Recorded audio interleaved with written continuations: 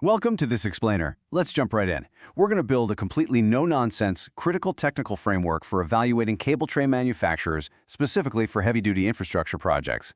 Look, if you're an engineer, a project manager, or anywhere in procurement, you already know cable management isn't just some afterthought. It is literally the central nervous system of your entire facility. And if you get the specifications wrong, well, that's a recipe for absolute disaster.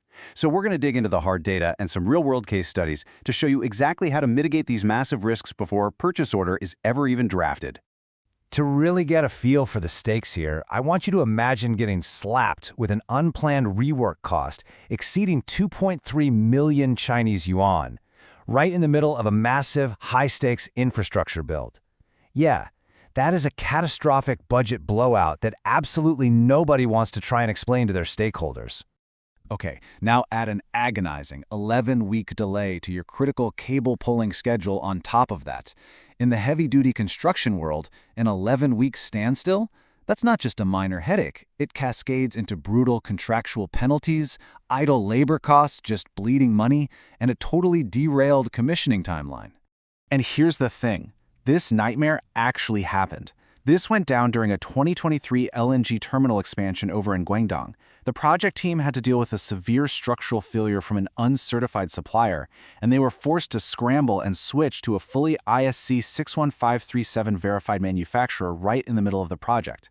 This real-world disaster proves exactly why picking the right certified manufacturer from day one is your ultimate risk mitigation tool.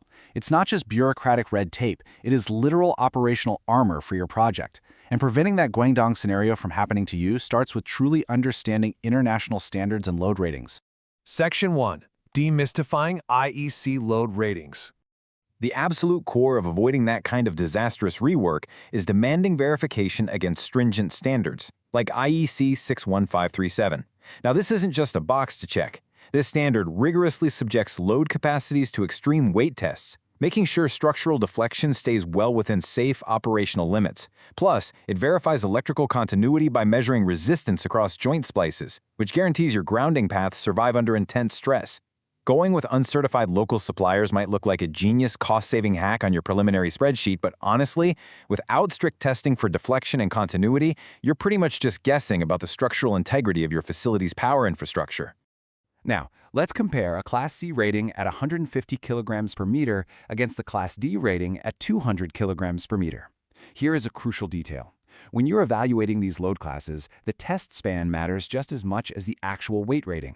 Sure, a tray might technically hold 200 kilograms per meter, but if your site's support spans are spaced wider than the exact test span it was certified for, that load rating drops significantly. You absolutely have to verify both the load class and the exact test span to actually guarantee safety across your facility. Section 2. Smart engineering and hidden pitfalls.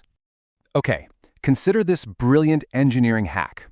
Simply increasing your side rail depth from 100 millimeters to 150 millimeters can skyrocket your load capacity by an impressive 30 to 40%. And the kicker? You get that massive boost without ever changing the overall tray width. So, when you're fighting tight spatial constraints in a really dense industrial plant, optimizing that side rail depth is just an incredibly efficient way to safely pack in way more cable volume. But listen, ignoring the micro details will cost you big time. Just look at what happened at a major petrochemical project in Jubail. A seemingly trivial detail, just a slight mismatch in splice plate bolt patterns, triggered a staggering $28,000 in unplanned labor overruns. This usually crops up when manufacturers lack standardized quality assurance or they're using really imprecise metal stamping. The result? Your crews are stuck on site for hours modifying, drilling, and literally forcing components to fit. If your parts don't seamlessly align right out of the crate, your labor costs are going to go through the roof. Avoiding these pitfalls, whether it's load failure, spatial inefficiency, or wonky hardware, means you have to rely on properly vetted, high-quality manufacturers. You need partners who sweat the small stuff so you don't have to. Section 3. Evaluating top manufacturer profiles. When you're evaluating top-tier options like Homeland Steel and Honsun, please don't just shop by brand name alone. You need a solid evaluation framework. You've got to line up their verified load ratings side by side, heavily scrutinize their coding specs against your facility's unique corrosion risks, and rigorously contrast their ideal project applications. Organizing your evaluation like this is the only way to ensure you're perfectly matching a manufacturer's specific capabilities to the exact operational demands of your site. Section 4. the Zinma quality standard.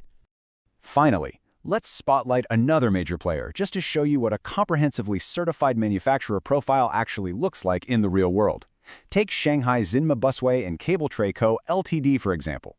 Zinma manufactures a huge array of solutions, everything from standard cable trays and busways to highly critical seismic bracing and intelligent cable management systems. They service massive, heavy-duty facilities like data centers, rail transit, and industrial plants. But here is the major takeaway. They strictly comply with a diverse range of global standards.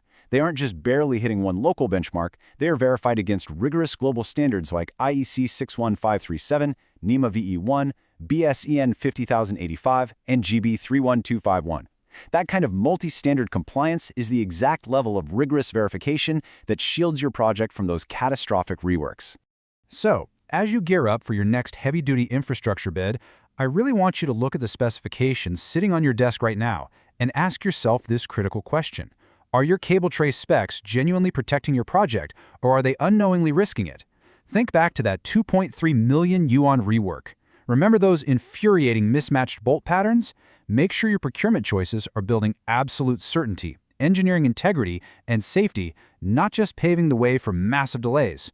Thanks for joining me for this explainer, and definitely double-check those standards before your next major build.